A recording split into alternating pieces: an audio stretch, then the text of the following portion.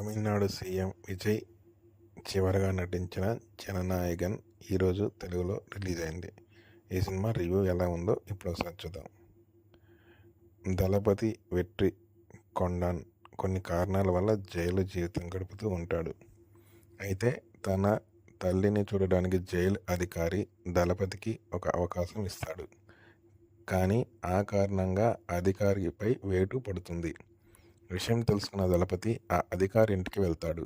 ఈ క్రమంలో జరిగిన కొన్ని నాటకీయ పరిణామాల నేపథ్యంలో ఆ పోలీస్ అధికారి కూతురు విజ్జు, మమితా బైజు బాధ్యత దళపతిపై పడుతుంది. ఆమెను కంటికి రెప్పలా కాపాడుతూ పెంచుతాడు దళపతి. ఆమెను ఆర్మీ ఆఫీసర్ చేయాలన్నది చివరి కోరిక. అసలు కోరికకు కారణం ఎవరు? ఈ మధ్యలో బాబీ డియోల్ పాత్ర ఏమిటి?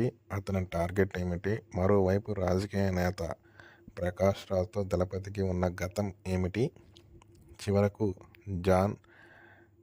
బాబీ డియోల్ ప్రకాష్ రాజ్ పథకాన్ని దళపతి ఎలా అంతం చేశాడు? విజ్జితో భయాన్ని ఎలా పోగొట్టాడు అనేది మిగిలిన కథ. ప్లస్ పాయింట్ విషయానికి వస్తే ఎప్పటిలాగే దళపతి విజయ్ తన పాత్రలో అద్భుతంగా నటించాడు. కీలక సన్నివేశాల్లో Vijay action, grace and emotional సీన్లో అతని అభినయం మొత్తం సినిమాకే మెయిన్ హైలైట్గా. ముఖ్యంగా విజయ్ నుంచి ఆయన అభిమానులు ఎట్లాంటి సినిమా కోరుకుంటారో ఈ సినిమా అలాగే భారీ విజువల్స్ మరియు వైల్డ్ యాక్షన్ అండ్ ఎమోషనల్ ఎలిమెంట్స్తో సాగుతుంది.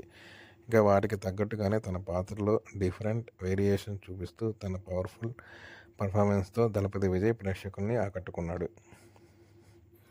అలాగే బాబీ డియోల్ తన పాత్రలో వెదిగిపోయాడు. కొన్ని కీలక సన్నివేశాలు ఆయన నటన చాలా బాగుంది. మమితా బైజు తన పాత్రలో జీవించింది. ఆమె పాత్రలో డెప్త్ కూడా ఆకట్టుకుంది. హీరోయిన్గా పూజా హెగ్డే కూడా చాలా బాగా నటించింది. ఆమె స్క్రీన్ ప్రెజెంట్ కూడా చాలా బాగుంది.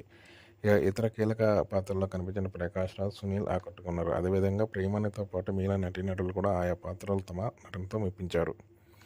ఇక మైనస్ విషయానికి వస్తానికి జననాయకుడిగా వచ్చిన ఈ సినిమా బరువైన ఎమోషన్తో భారీ విజువల్స్ కొంతవరకు ఆకట్టుకున్న కథనం పరంగా వచ్చే చాలా సీన్లు బోరింగ్గా ప్లేతో సాగుతాయి. దర్శకుడు ఈ సినిమా ట్రీట్మెంట్ను బాగా రాసుకోలేదు. ముఖ్యంగా ఆసక్తికరంగా కథనాన్ని రాసుకోవడంలో వినోద్ కొన్ని చోట్ల విఫలమయ్యాడని చెప్పొచ్చు. చాలా సన్నివేశాల్లో చాలా స్లోగా సాగుతున్న ఫీలింగ్ కలుగుతుంది. పైగా సెకండ్ హాఫ్ను మరీ సాగదీశారు. ఒక్క క్లైమాక్స్లో తప్ప మిగతా కథనం అంత వర్కౌట్ అవ్వలేదని చెప్పొచ్చు. ఇక విజయ్ విలన్ల మధ్య ట్రాక్ ఇంకా బెటర్గా ఉంటే బాగుండేది. మొత్తానికి కథలో చెప్పాలనుకున్న మెయిన్ థీమ్తో పాటు కొన్ని సన్నివేశాల నుంచి పనితీరుని కనబరిచే దర్శకుడు వినోద్ మిగిలిన కొన్ని సన్నివేశాల్లో మాత్రం నెమ్మదిగా కనిపించాడు.